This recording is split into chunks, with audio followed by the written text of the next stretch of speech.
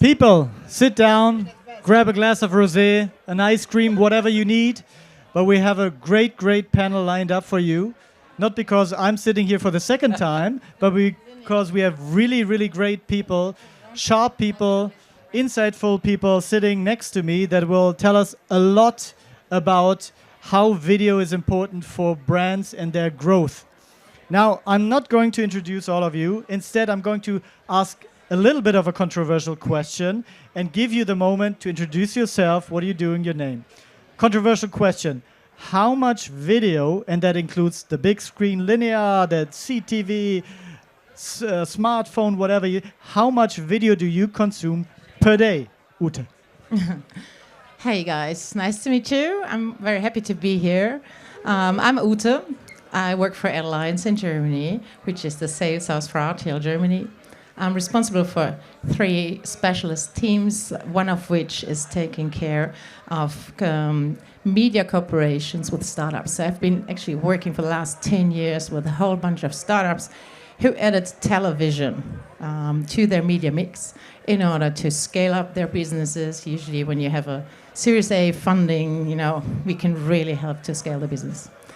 And in terms of how many hours actually do I watch television? I'm still a linear watcher, so watch linear television. So it can happen that when I turn on the television in the evening, it runs all night. So all over, in general, probably 2.5 hours a day. 2.5. It's locked in. Diana. Thanks, Daniel. Hi, guys. I'm going to answer your question first, but I'm not going to give you a breakdown of where I'm seeing this video content. I think it's about 3 hours altogether. We are Media for Growth.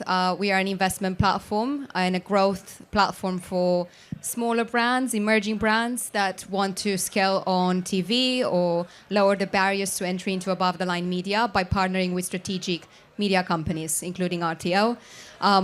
How we operate is that we support these brands raise media inventory. So a media company would invest their ad space into these brands in exchange normally for shares, or we can look at other revenue share approach.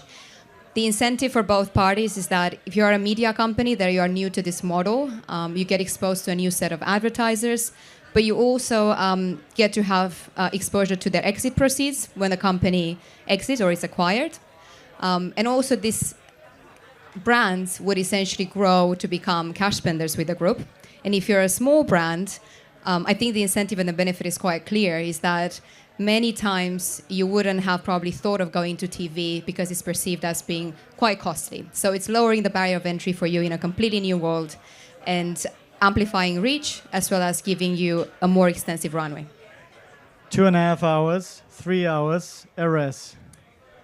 Yeah, I'm Erez. I'm the founder and CEO of Holiday Heroes. So Holiday Heroes is the world's first booking platform without the search. So if some of you are still searching endless hours of search for your next holiday, there's another option where we're taking from inspiration directly to the booking, saving you a lot of time and money.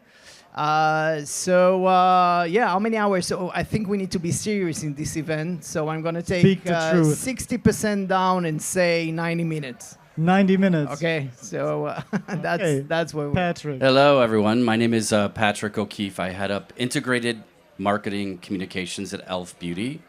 What is E.L.F. Beauty? We are the fastest growing beauty company in the United States. We are bold disruptors with a kind heart, and we disrupt norms, we shape culture, and we connect communities. E.L.F. stands for eyes, lips, and face. That's what we do. We bring beauty, the best of beauty, to every eye, lip, and face. Consuming video content is what I do. I have to. It's my job. My job is to bring video or bringing content to life across many different channels. So my answer is probably 4 to 5 hours across many platforms. 4 to 5 hours. You're still below what an average Western European spends in terms of video time per day. If you add it all up, the great linear screen, all the smaller screens, you end up with about 6 hours per day. So if I add you 3 up, but at the end of the day, I think we can safely agree on that video is one of the most important time-consuming activities that we do as human beings nowadays, right? So now let's kick this panel a little bit off by asking you two, as brand representatives, the question: what does video play, or what kind of role plays video in your marketing thinking and campaigns, and in the different life cycles the two of you are, right? Because you're starting up, you're already a challenger brand in your market, so maybe Erez. Yeah, so TV is a very, very important part of our marketing strategy. I think when we think about holiday, or on any holiday brand, we immediately think that what we're selling is the holiday. So seeing nice people on the beach, running, families, and exceptional view in Cannes. But at the end of the day, what we're selling is a tool to simplify your life, to book holiday. And that makes it even more complicated to educate a market to change a behavior. It's a complete different way of booking. So video is the right way, because people will spend time, and if it's interesting, you have more time to spread a message, you have more time to educate. And in the other side, even if you want to sell a destination for travel and so on, I think that video is very important, because at the end you need to touch the emotion part of it and the moment that you want to sell, because that's all about booking a holiday. Booking a holiday, you see yourself in a moment that you want immediately to digest and to get there, and video is definitely need to be a very significant part of our strategy. I think emotions is a great segue to you, Patrick. So what role does video play in your marketing thoughts? Wow, it's pretty much a big part of what we do every day. We have 14 million consumers that show up at our doorstep. And when you stand for every eye, lip, and face, you have to create content that's going to resonate across different genres and people and different likes and dislikes. So we are very much a content machine. We create content that is going to generate an emotion, a passion, or a connection in some way that may not happen somewhere else. So our most recent campaign we did with Liquid Death. I love Liquid Death. And really the insight was, and I love this insight, beauty can be really boring, and so can water. So how do you take a concept like beauty and water and put something really cool together and disrupt a conversation? And I think we did a really good job of doing that. And I'd love to show you guys a quick video, get a reaction, and then from there we'll go. Yeah, let's have a look, because I think it's great to sum up the role of video. He's so dreamy. Whoa! Corpse paint, cool! Corpse paint! Murder your eyes, lips, and face like your favorite celebs. Corpse paint from Liquid Death and E.L.F. Each corpse paint coffin comes with 5 super cute styling pieces. Wow, this pen is so precise, but the coverage is awesome too. It's just perfect. Now you could look as dark on the outside as you are on the inside. Super cute contouring, Addison. Love the look, Piper. Thanks, Glothar. Hey guys, who wants vegan goat blood? Glothar? Deborah? Glothar, I haven't seen you in like 15 years. Mom? Dad? Corpse paint! Get yours while supplies last at elfcosmetics.com/corpse paint. Talk about bold disruption. That was clearly, it got 12 billion PR impressions, so it really generated a lot of conversation. Whether you like it or not, it did generate a conversation. And what we loved about this example is that we took 2 brands that really like to do different things, and we came together, and we are like-minded, spirited people. And if you don't know Liquid Death, they're an amazing brand, and the team is really phenomenal. I guess we have some Liquid Death here at the booth. Whoever wants to try, it's water, it's not death. But just a quick follow-up on that one. Who came up with that idea? The Liquid Death guys, or you guys, or how did you find each other? Let's say it like this. So Corey, our CMO, has been wanting to do a collaboration with them for 5 years. I've been working with her for 5 years. She loves the brand. I don't know if you follow them, but if you don't, they every day their goal is to disrupt the internet for 24 hours, which is what we did. And she reached out. It took a minute to get them to go, oh, beauty and water, how do you make that work? And we figured it out. It was a collaboration. Liquid Death definitely brings a different energy, and it was the right energy that we needed to create something so masterful. I think disruption is a word that I would like to pick up and switch a little bit to you both, because you're working with disruptive companies. You help them to grow, to become big and challenger brands to the big ones or the biggest ones. In the last couple of years, have you noticed a change on startups, scale-up side when talking about video and television, linear and all of that? The whole ecosystem has become more educated over the last couple of years, right? So CMOs are changing from company to company, and since they have made good experience over the years, what we see is then when they change the company, they introduce television actually in their next company, which is good. So actually we are acting out of experience. Of course, you have to distinguish between television and video, but both goes along quite well. You know, to have nationwide visibility, very high reach at that point in time, and then you can go for sharper target groups with video more targeted. So it's a good combination, and the success that we have seen with startups, I can only talk about Germany, you know, using television and growing and having visibility. They have brand building, they have trust building. The users that generate out of a television spot, which is the perfect second screen medium, right? When you grab your phone and you type in the URL, these users turn out to be more valuable. They're more likely to actually buy. So it's still active and growing. Maybe an additional thought for you. I mean, you're an investment company, right? You don't do stuff that doesn't work, right? And you put a lot of startups and scale-ups into linear television.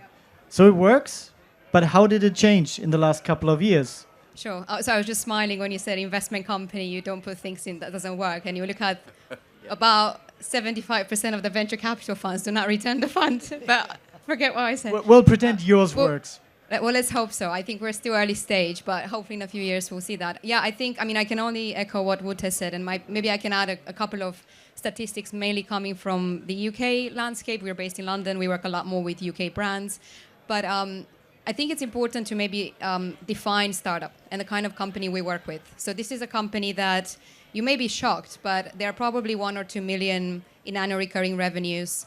And they usually come to us or think about doing media capital investments or media for equity because they spend 40-50% of their revenue on advertising.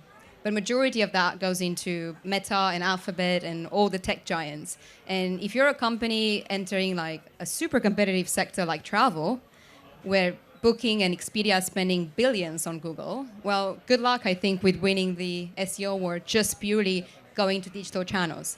So these are the kind of companies we work with fairly early stage, very early in the process. Now, what we've seen over the last few years, 20% of all the TV spending in the UK, it's done by small companies.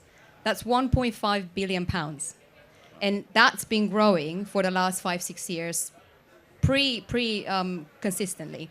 Now, there's a small dip in 2023. And I think, and to answer your question, yes, we see more appetite for it. And I think the reason is twofold. We have to understand the macro environment with the startups. These are very early stage businesses that are supported through venture capital funding. The last 2 years have been pretty tough. I mean, the last quarter was the slowest quarter in terms of capital deployment since 2019. So when that happens, these companies don't have a lot of money. To spend on your creatives, to keep momentum going, you need money. The second thing is the interest rates. Interest rates have started going up since the second half of 2022. Not just startups, but any brands started slashing their marketing budgets. And that's exactly what happened in 2023. Now, I think it was 2 weeks ago, European Central Bank announced cutting interest rates. But the Fed is still tough on it. But we hope, I think that just gives more brands a bit of, I guess, hope. And I think at the start of the year, there's still a lot of concern in terms of what's going to happen in the market moving forward. And also the VC activity has started picking up as well. So I think we're seeing, I mean, even the kind of brands we've been working with, we're working on a couple of deals right now, is definitely starting picking up.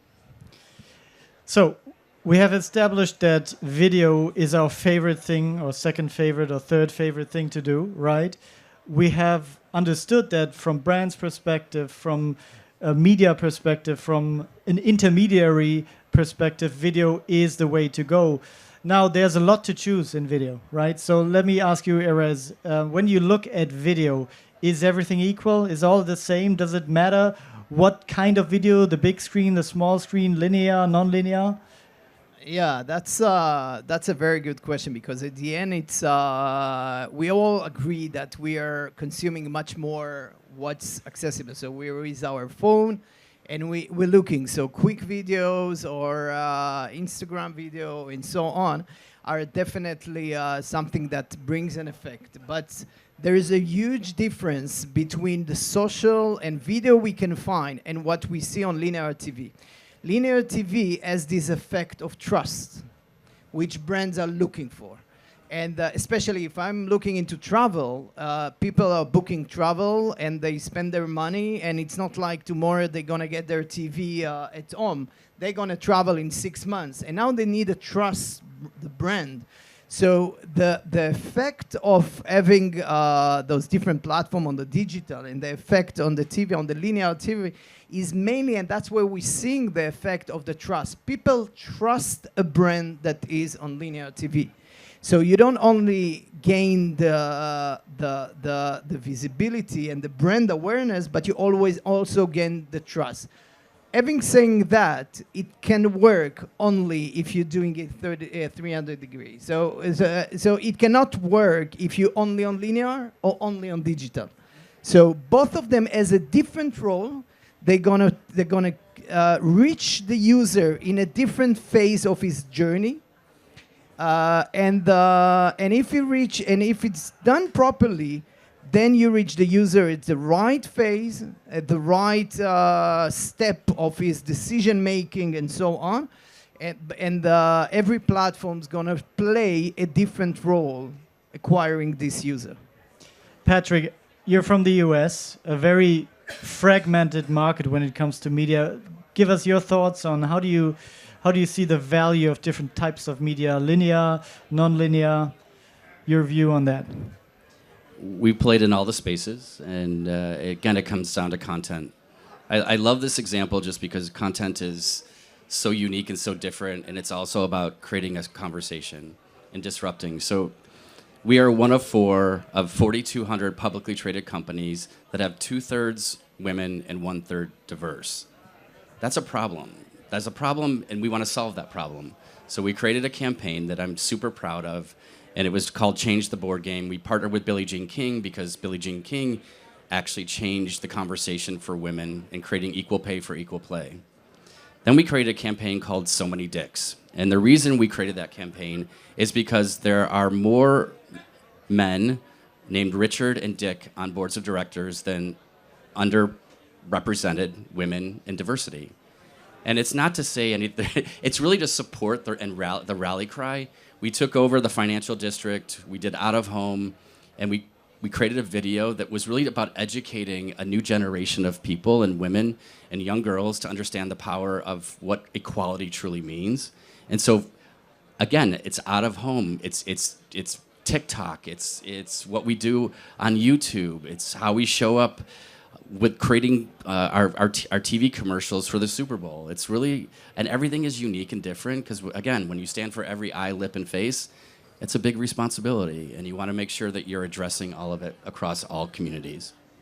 So regarding your Super Bowl spot, I think we have that as well, right? We should show it in a second because it's amazing. But, you know, the investment decision to do a spot during the Super Bowl is quite a steep one, I would guess, right?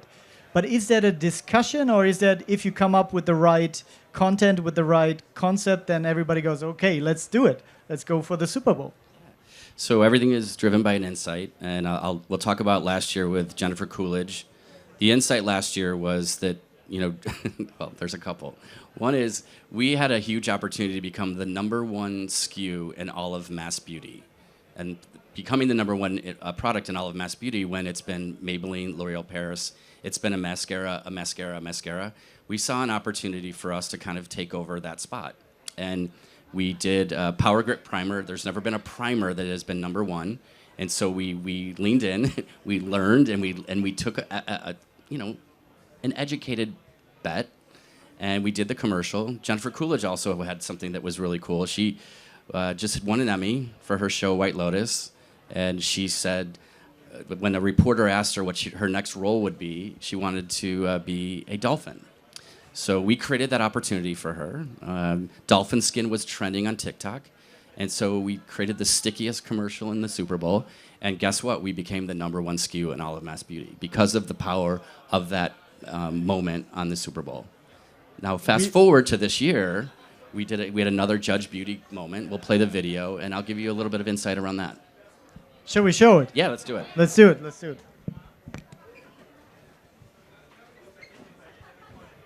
Judge Beauty is back. Beauty fades. Dumb is forever. His boss was overspending on beauty. She is wasting company funds. $92 on foundation? I just wanted to look glowy. That stuff isn't even cruelty-free.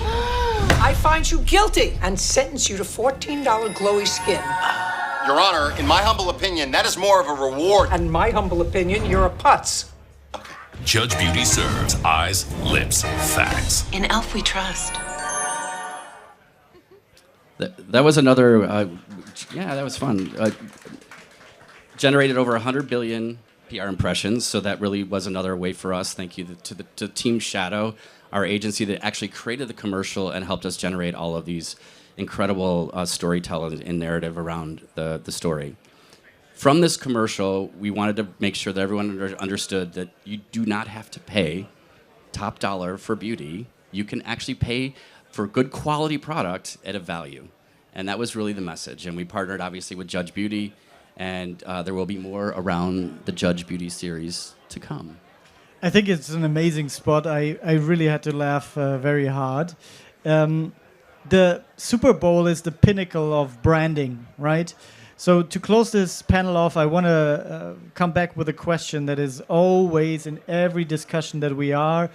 Is linear only branding, or is there a performance bit in it, or what is it between upper funnel and lower funnel, where to use video?